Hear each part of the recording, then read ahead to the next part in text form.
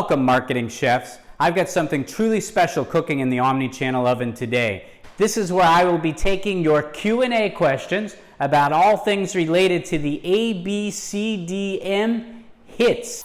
What does that stand for? I will be answering your questions about advertising, branding, communications, digital, and marketing. And what do the hits stand for? Hyperconnected, IoT, technology, and sales. You ask the questions. In the wake of digital disruption, how do you maintain productivity amongst constant change? Will all warehouse jobs be replaced by AI in the next 10 years? Will AI affect the jobs of many? Is technology merely a tool of, or will it take control of the supply chain itself? How can businesses begin to plan for integrated supply chains? Those are the key questions that I'll be answering today on this Marketing Kitchen TV Q&A. The battle between AI and mankind. Up next in the Marketing Kitchen.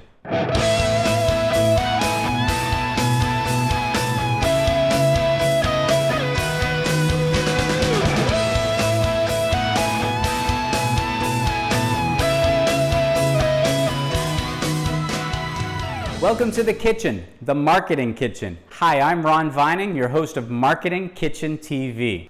Rather than take the time to do the standalone Q&A like I've been doing, I thought that I would change it up a bit and I would just go through the Twitter feed and answer as many questions as I can.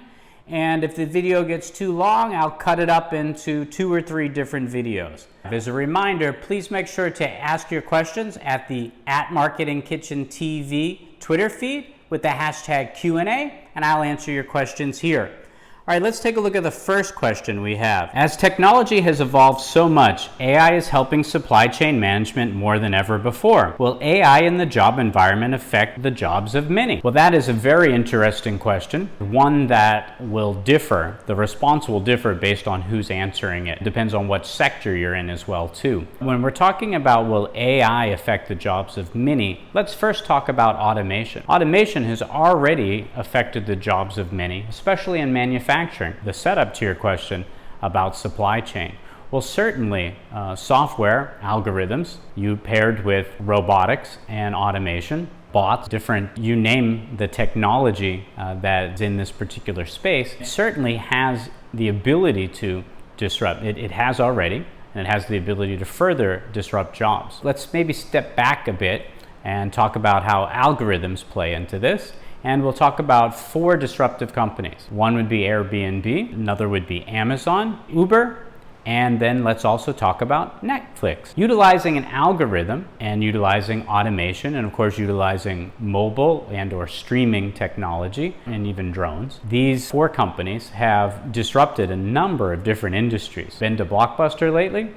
Have you chosen to do a homestay as opposed to book a hotel? What about rather than go to the store, book online and have the item delivered to you almost as immediately as the time it would take you to drive to the store and come back? Final would be, remember in the old days of needing to hail a taxi or having to buy, register, insure, maintain your own car? Well, these have all been disrupted by automation, AI, and of course mobile or streaming have certainly played a big part in that. And these are just a glimpse of the future ahead. Now, of course, some of these companies that I mentioned and others like Apple and Tesla have talked about replacing, Uber as well too, replacing the driver. We may see a day when there are smart trucks or smart vans or smart taxis that are fully driven by AI on the roadways, taking the jobs away from people who would have driven those vehicles. It's very interesting to see, touching more retail or blue-collar jobs. Let's talk about white-collar jobs. We've already seen in the law industry where an algorithm can do in a fraction of seconds what it would take a team of law assistants or paralegals to do in several weeks or months. Just type in your search. We're not talking about just doing a random query.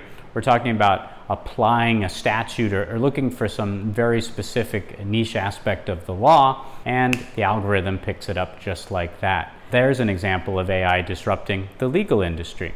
Let's take finance. AI paired to trading Well, we've seen positives, and we saw a flash sale a number of years ago when the algorithm went haywire. The day traders, or your standard trader, may become a thing of the past because AI, paired again, putting in an algorithm, putting in your data points of what you're looking for and criteria to invest, could, through E-Trade or another platform, again, snapping my fingers, take care of it for you in a matter of seconds, and be more accurate and more reliable than the individual. In another area as well too, journalism.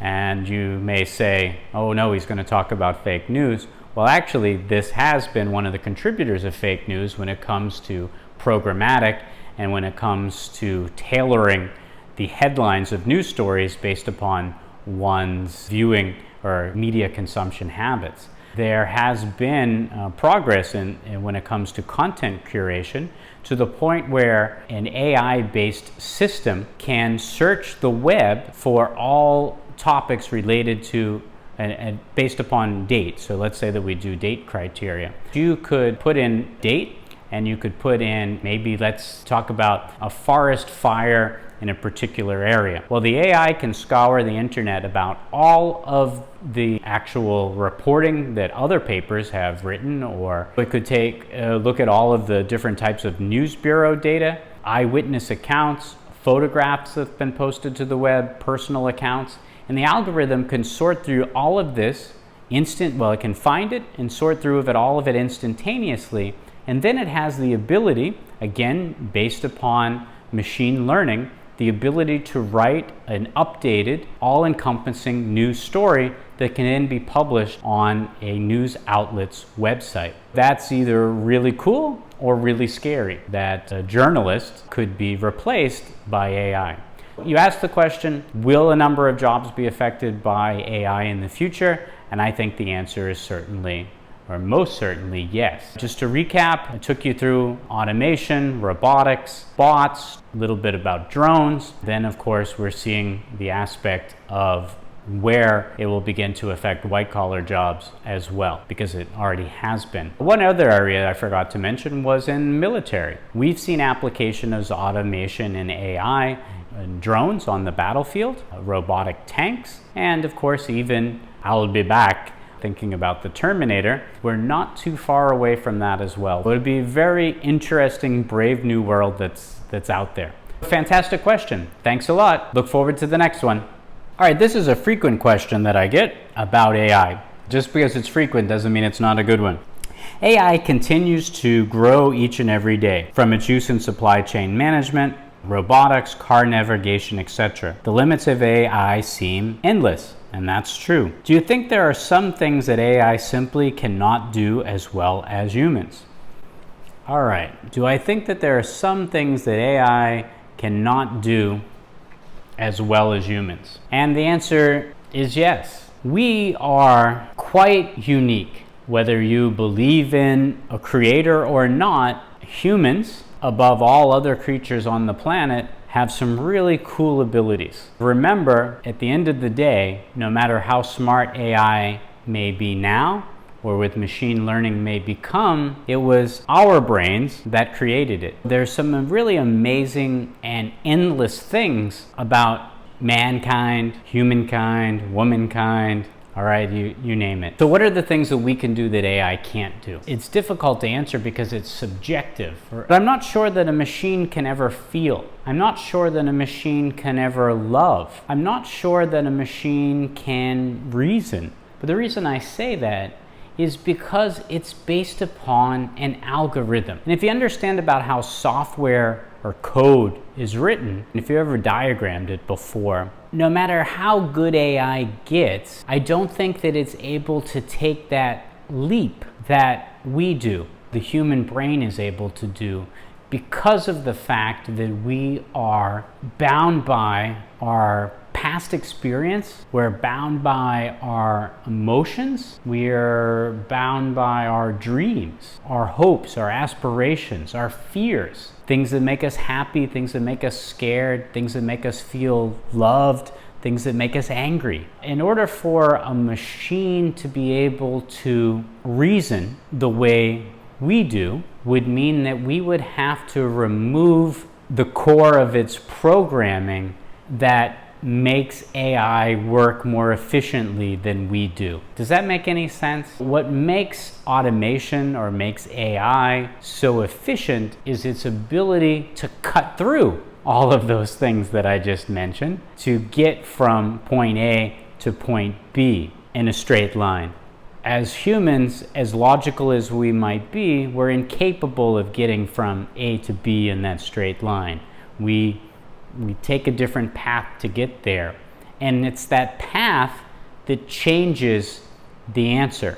I see that as the core difference. Some will say that they're able to infuse a computer with all of that. I won't say it's impossible. I don't know that it is possible. The question is, do you think there will be some things that AI simply can't do as well as humans? I don't think that AI can replace police. We've seen many futuristic films that have robot sentries. If you've seen in RoboCop how the sentry just guns down everyone because it sees one threat. Certainly a law enforcement officer is protected, but the citizens are not. I wouldn't want a drone to be a fireman, make the determination that it was unsafe to rescue a person, whereas it's the emotions and the skill and the experience of that fireman that puts his or her life on the line to run into that burning building and save that individual. I guess anything that is emotion-based as opposed to just pure logic-based. I wouldn't even, as much as I believe that the court system is too lenient on criminals, I wouldn't want an AI judge because there are other mitigating circumstances that should dictate a sentence, for example. I wouldn't want a judge or a jury to be AI based. I guess a lot of the things I'm talking about are government services, police, fire, legal system. Of course, military, I wouldn't want a fully AI-driven predator drone on the battlefield because if it were given high-value targets, and it was fully autonomous and it could take those targets out on its own, it might not consider other people innocents in the area, and collateral damage may not be part of its primary programming. The examples that are just coming to mind now as I'm answering your question are more civil or defense-based. Going to services too, healthcare. I wouldn't want AI as my doctor. It would make the determination that there are too many things wrong. You should not be given care, or whereas another human being may have compassion, do something differently. There's a number of instances where I would want this brain attached to this heart making the decisions over AI that could be found in a device. I hope that answers your question. There's a lot of other areas I could touch on. It really becomes a deeper philosophical discussion than it becomes a marketing-based one. Fantastic question and food for thought. Here's an interesting question on digital disruption. Digital disruption causes digital transformation. It's a new wave of change. AI and cloud computing require a digital workforce mindset to efficiently achieve this transformation. How can you maintain productivity during constant change? In today's business environment, due to IoT, AI, automation, there is going to be disruption. And with disruption, there can be anxiety. As an organizational development, organizational behavior, and digital transformation consultant, I love this question. How do you maintain productivity during disruption? Well, what you do is you understand that there's going to be anxiety.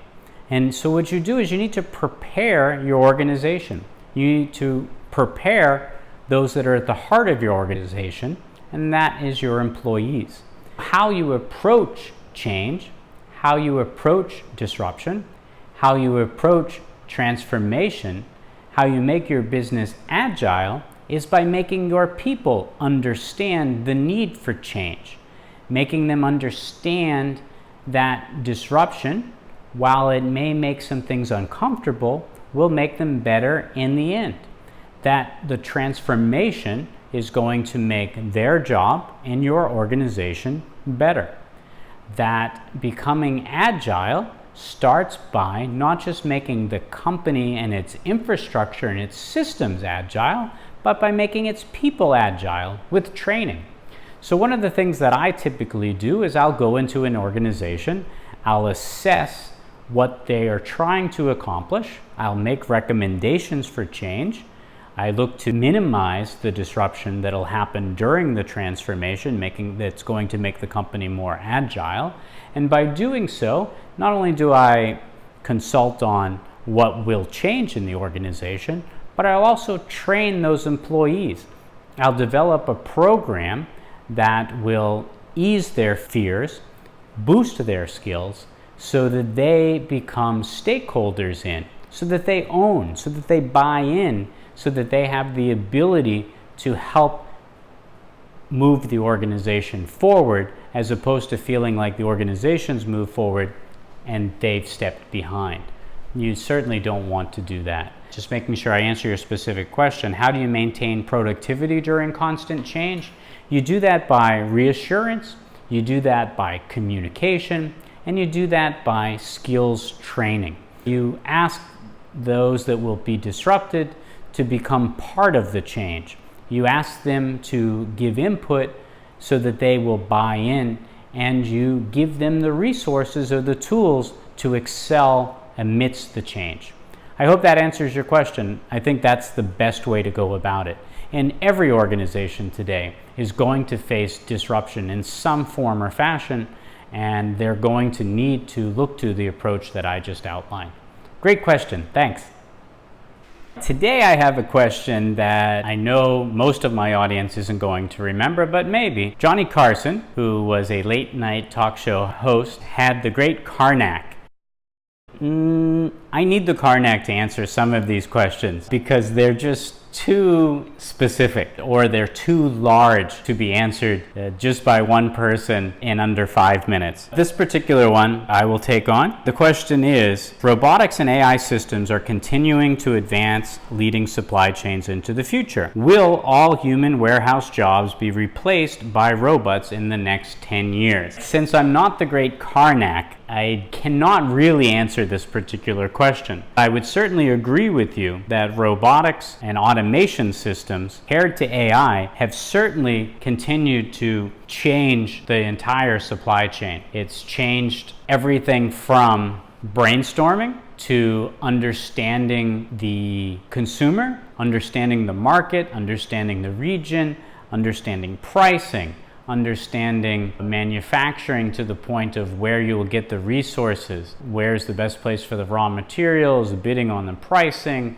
allocation, you name it. Yeah, it certainly has changed all of that. The product's manufactured, it's packaged, it's priced, it's being distributed. Is it even going to a physical store anymore? Or is it real-time fulfillment? Or is it order-based so that there's actually no inventory? Just everything's ready to go. As soon as the customer orders the product, it's manufactured and it's being delivered. And we've seen a number of companies that certainly follow that model and follow that model quite well. Specific question though, will all human warehouse jobs be replaced by robots in the next 10 years? No. The answer is absolutely not, but 99% of them will be. I think for the foreseeable future, we will always need 1 or 2 humans to monitor the system. Machines break down, there's glitches, there always needs to be someone there. Who will that someone be? Is that an IT person? Is that a programmer? Is that person a logistics expert? I'm not exactly sure. I think probably it's a hybrid of all 3. Interesting question. Above my ability to predict or foresee the future, I would say the answer is not all jobs, but most of them. Thanks for that question. I look forward to more. We have an interesting question about supply chain. Mnet News talks about the attributes that companies should be looking for to leverage technology and adapt to future developments in the supply chain. Is technology merely a tool, or will it take control of the supply chain? So there was an introduction there and a question. I think the best way to answer this is to look at where we're at today. We use a lot of technology currently in the supply chain. To answer your question, is technology merely a tool or will it take control of the supply chain? Technology has been a tool. We've been using automation, robotics, RFID. We've been using a lot of technology. We've been using software, Oracle, SAP, a lot of ERP type systems out there, some of them more or less advanced, some of them highly mobile, some of them legacy. A lot of companies, the two big names that I mentioned, have been working very hard to bring older companies or older legacy systems closer to the forefront. Yes, there's a lot of technology being used in the supply chain today. They're all tools that manage it. Your question, will it take control of the supply chain? I would say it already has. It's not a matter of it will. These technology tools have become the supply chain. So I hope that answers your question. This was a quick one. Sometimes things just require a yes or no.